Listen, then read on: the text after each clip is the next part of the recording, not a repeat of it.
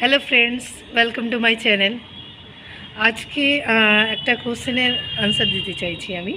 অনেকের মনের মধ্যে কোশ্চেন থাকে যে চ্যানেল 2 বছর 3 বছর হলে কি কোনোভাবে মনিটাইজ হওয়া সম্ভব?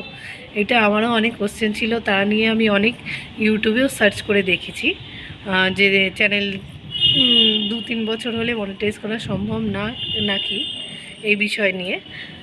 কিন্তু আমি অনেক ভিডিওতেই দেখেছি লাস্ট 365 দিনের মধ্যে যদি আমাদের যে ক্রাইটেরিয়াগুলো দেওয়া হয়েছে ইউটিউব থেকে সেগুলো কমপ্লিট হয়ে গেলে আমরা মানে ইউটিউব মনিটাইজ হয়ে যায়। এবার সেটা আমার বিশ্বাস ছিল না। আমার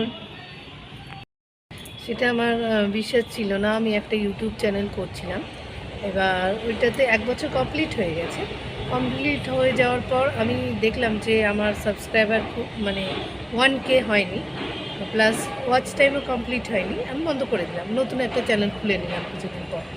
এইবার কি হয়েছে, নতুন চ্যানেলে যেহেতু আমি কোনো ভিডিও আমার কন্টিনিউ আমি রাখছিলাম না, তো কোনোভাবেই সেটা সম্ভব হয়ে হচ্ছিল না। আমার কোনো ভিডিওতে কোনো কিছু হচ্ছিল না।